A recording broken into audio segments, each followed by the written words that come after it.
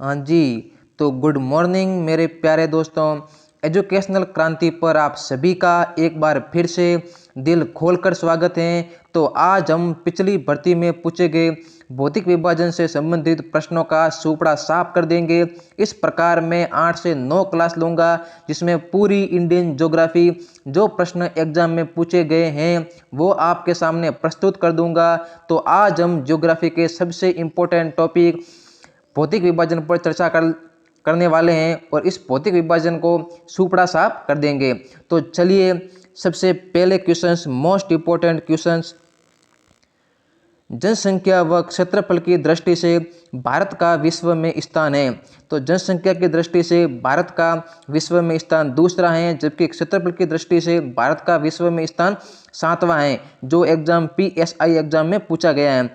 ये सारे प्रश्न किसी न किसी एग्जाम में पूछे गए हैं, इसलिए आप सभी इन प्रश्नों को याद कर ले और रट ले। प्रश्न नंबर दूसरा, भारत का देशांतरीय विस्तार है। तो भारत का देशांतरीय विस्तार 30 डिग्री है। अगर हम इसकी व्याख्या देखें, भारत का अक्षांशीय व देशांतरीय विस्तार लगभग 30 डिग्री है तथा 82 डिग्री 30 मिनट पूर्वी देशांतर का प्रयोग भारतीय मानक समय को निर्धारित करने के लिए किया जाता है। मतलब भारत का जो मैप है उसके पूर्व में एक 82 डिग्री 30 मिनट की रेखा गुजरती है, जिसका प्रयोग भारतीय मानक समय को निर्धारित करने के लिए किया जाता है।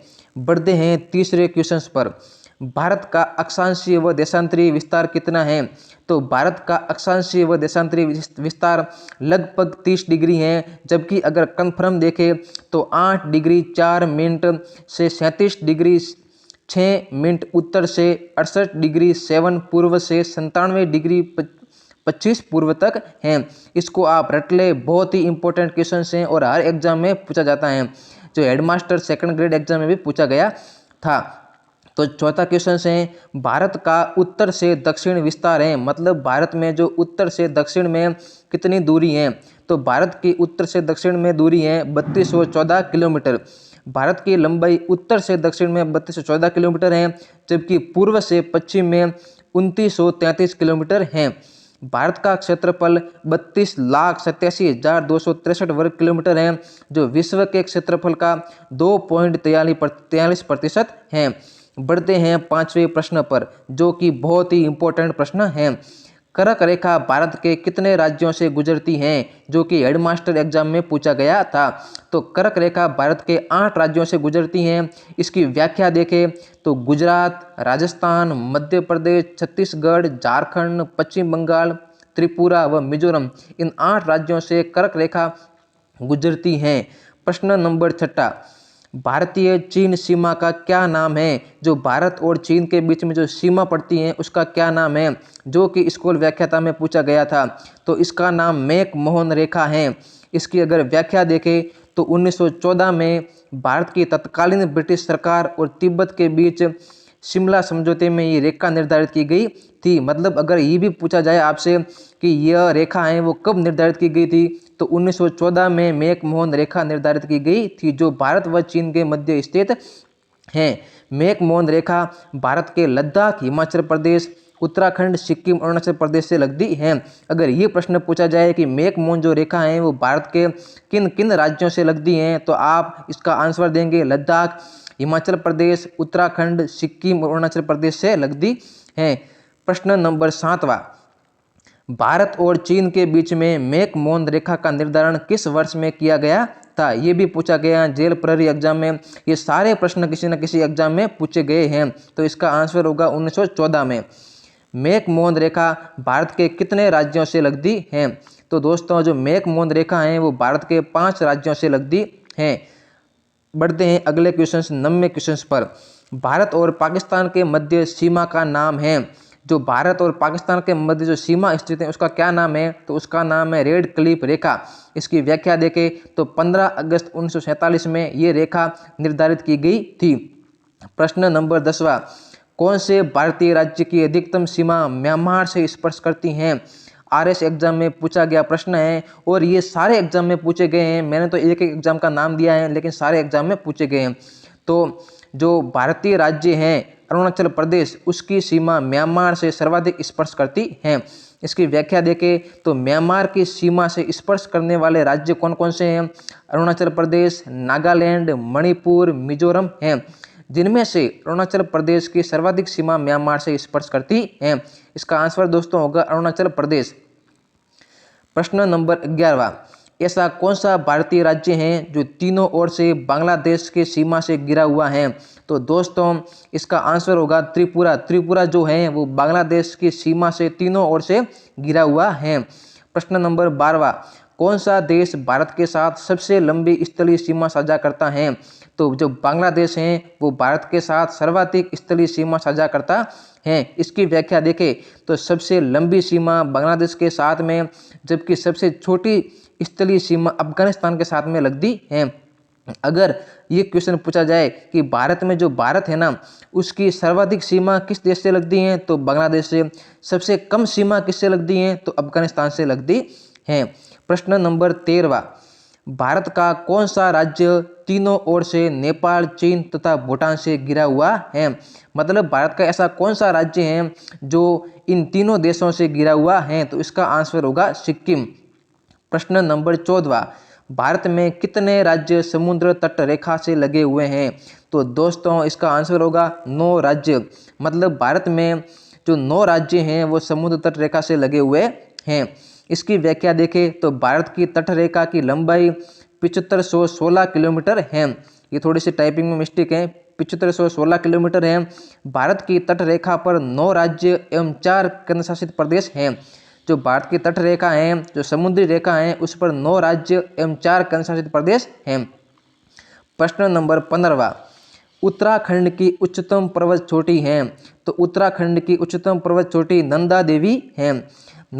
और अगर ऐसा पूछा जाए कि नंदा देवी कहाँ पर स्थित है? नंदा देवी कुमाऊं हिमालय में स्थित है। अगर इस प्रश्न नंबर 16वें की व्याख्या देखें तो नंदा देवी भारत की तीसरी सर्वोच्च चोटी है, जिसकी ऊंचाई 7816 मीटर है, जबकि केटू व कंचनजंगा क्रमशः पहली व दूसरी सर्वोच्च चोटी है। अगर आपसे ऐसा पूछा जाए कि भारत की सबसे ऊंची चोटी कौन सी है, तो केटू, सेकंड कौन सी है तो कंचनजंगा, और थर्ड कौन सी है तो नंदा देवी है। नंदा देवी कहाँ पर स्थित है? तो उत्तराखंड में स्थित है। प्रश्न नंबर 17वां, प्रायद्वीपीय भारत की सर्वोच्च पर्वतीय चोटी है? मतलब जो दक्षिण भारत है उस दक्षिण भारत की सबसे ऊंची चोटी कौन सी है? तो इसका आंसर होगा अन्नाईमुडी। क्या है? अन्नाईमुडी। 3-4 बार इसको पढ़ना है कि दक्षिण भारत की सबसे ऊंची चोटी अन्नाईमुडी, अन्नाईमुडी, अन्नाईमुडी, जिसकी ऊंचाई 2695 मीटर है। 2695 मीटर है। प्रश्न नंबर 18वां, भारत का सबसे ऊंचा शिखर कौन सा है जो पूर्ण रूप से भारत में स्थित है? मतलब अगर ऐसा पूछा जाए कि ऐसा कौन सा शिखर है जो सिर्फ भारत में स्थित है और सबसे ऊंचा है, तो कंचनजंगा। लेकिन अगर ऐसा पूछा जाए कि सबसे ऊंची चोटी कौन सी है, तो अगर उसका आंसर होगा K2। प्रश्न नंबर 19वां, विश्व की सबसे ऊंची चोटी कौन सी है? तो विश्व की सबसे ऊंची चोटी कौन सी होगी? माउंट एवरेस्ट, जिसकी ऊंचाई 8848 मीटर है। प्रश्न नंबर 20वां, भारत में सबसे प्राचीन पर्वत श्रृंखला है? तो भारत में सबसे प्राचीन पर्वत श्रृंखला अरावली पर्वत श्रृंखला है। भारत में सबसे ऊंचा हिमानी प्रदेश है? तो भारत का सबसे ऊंचा हिमानी प्रदेश कौन सा है? सियाचिन प्रदेश, जो कि एक घाटी है जिसमें बर्फ ही बर्फ स्थित है। मतलब हिमानी का मतलब ऐसा होता है जो बर्फ से ढका रहता है, इसे हिमानी कहा जाता है। तो सबसे ऊंचा हिमानी कौन सा है? तो सियाचिन प्रदेश है। प्रश्न नंबर 22वां, पाल घाट दर्रा किसके मध्य स्थित है? तो पाल घाट दर्रा जो है वो नीलगिरी और अन्नाईमलाई पहाड़ियाँ के बीच में स्थित है। तो पाल घाट दर्रा किसके बीच में स्थित है? नीलगिरी और अन्नामलाई पहाड़ियों के बीच में स्थित है। प्रश्न नंबर 23, भारत का ऐसा कौन सा प्रदेश है जो गोंडवाना विभाग से संबंधित है? तो जो दक्कन का पठार है वो गोंडवाना विभाग से संबंधित है। प्रश्न नंबर 24वां बहुत ही इंपॉर्टेंट प्रश्न है और इस प्रश्न को तो आप घोट के पी लीजिए। निम्नलिखित दर्रों को सुमेलित कीजिए। जो मैंने 3 दर्रे दिए हैं वो मैंने आपको सुमेलित करके ही दिए हैं और आपको याद करने हैं।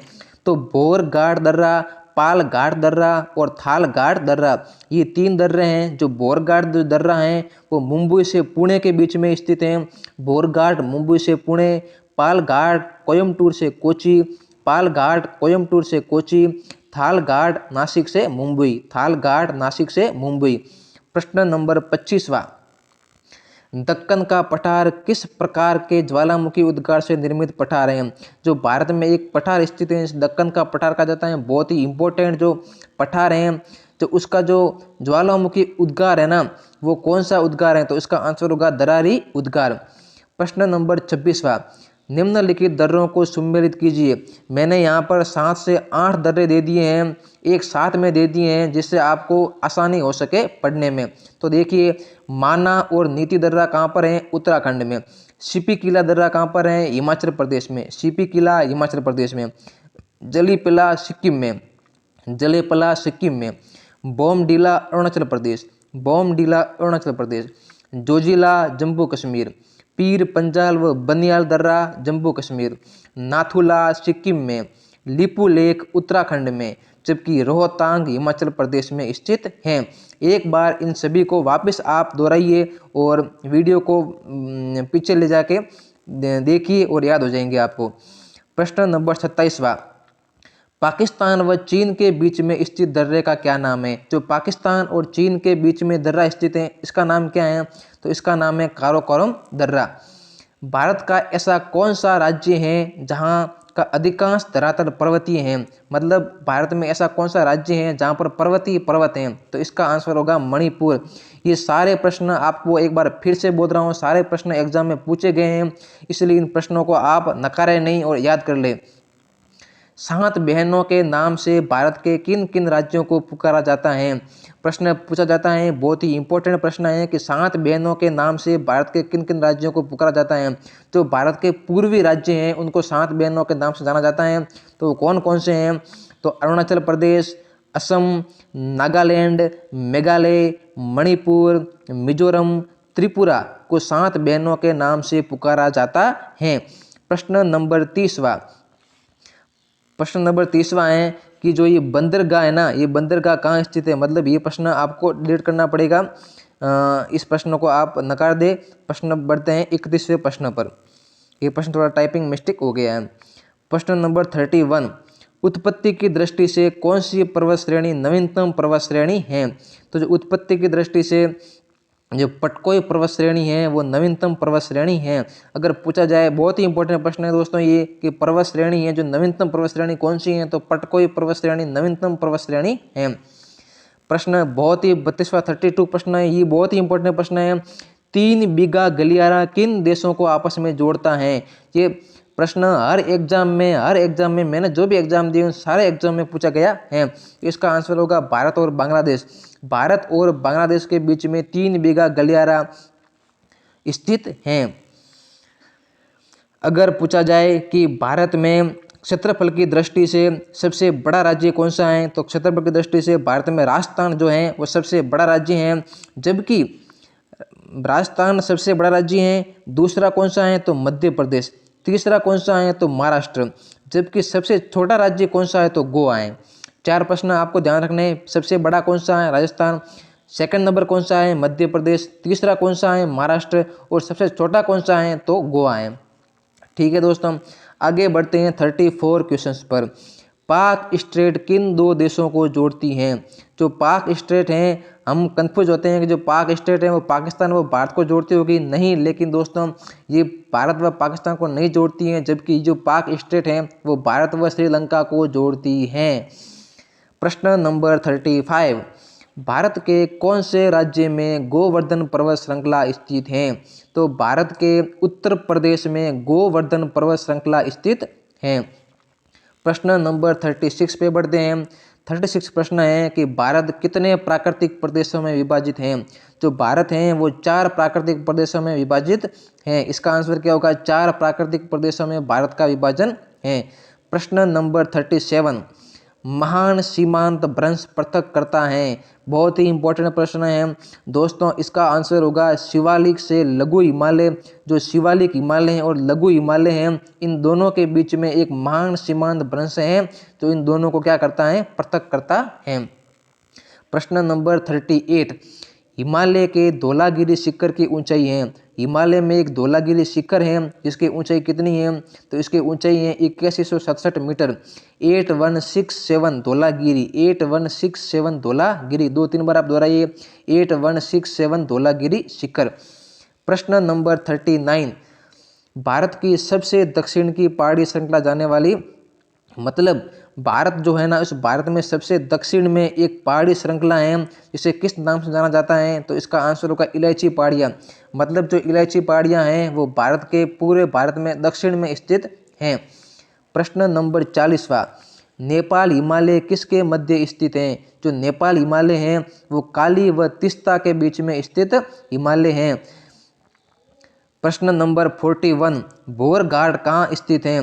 दोस्तों ये जो बोरघाट जो है वो लोनावाला महाराष्ट्र में स्थित है। बहुत ही इंपॉर्टेंट प्रश्न है और बहुत बार एग्जाम में ये पूछा गया है प्रश्न। प्रश्न नंबर 42, ये तो बहुत ही इंपॉर्टेंट दोस्तों, इसको याद कर लेना आप कि टोडा जनजाति का आवास स्थल है। तो टोडा जनजाति है उसका आवास स्थल कहाँ पर है? नीलगिरी श्रेणी में है।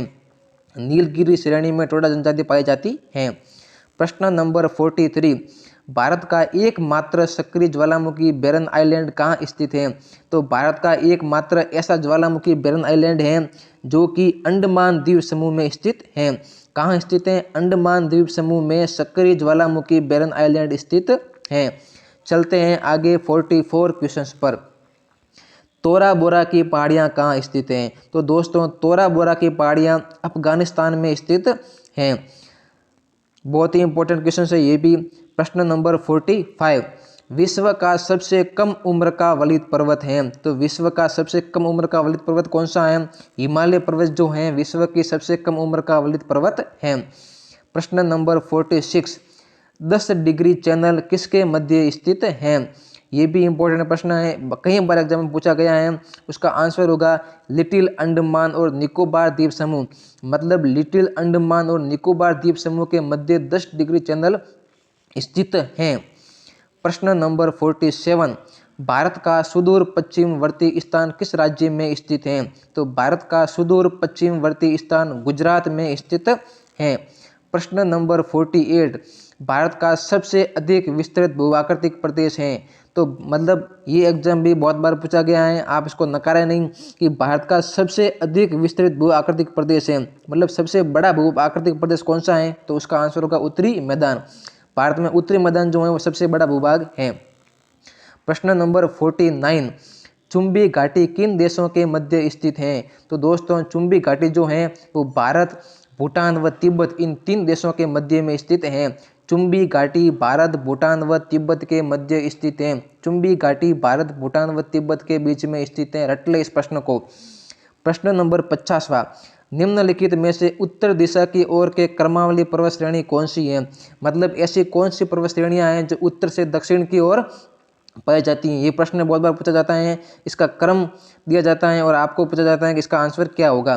तो इसका आंसर होगा सबसे पहले उत्तर में क्या होगी? पीर पंजाल पर्वत श्रेणी, फिर जास्कर, फिर लद्दाख और फिर काराकोरम पर्वत श्रेणी। ये 4 पर्वत श्रेणियां हैं जो उत्तर की दक्षिण की ओर पाई जाती हैं। तो दोस्तों बधाई हो, आपको भूगोल का सबसे बड़ा पाठ भौतिक विभाजन पूरा हो गया है व्याख्या सहित। और ऐसे सारे क्वेश्चंस मैंने आपको इसमें दे दिए हैं जो पिछले एग्जाम में पूछे गए हैं और आगे वाले एग्जाम में पूछने की प्रबल संभावना है। इस प्रकार मैं आपको 7 से 8 पार्ट जो एग्जाम में पूछे गए हैं और इंडियन ज्योग्राफी को पूरा कंप्लीट कर दूंगा। ये सारे प्रश्न किसी भी एग्जाम में पूछे गए हैं, इसलिए आप इनका नोट्स भी बना सकते हैं और रिवीजन बार बार रिवीजन करें ताकि आपको याद हो जाए। और इसके साथ में लाइक और सब्सक्राइब जरूर करें। इस मेहनत को आप थोड़ा सा हमारा हौसला जरूर बढ़ाए। बहुत बहुत धन्यवाद। इससे आगे भी हम जो इंडियन ज्योग्राफी को कंप्लीट कर सके, धीरे धीरे 7 से 8 क्लास में आपको पूरी इंडियन ज्योग्राफी मिल जाएगी। बहुत बहुत धन्यवाद। Thank you.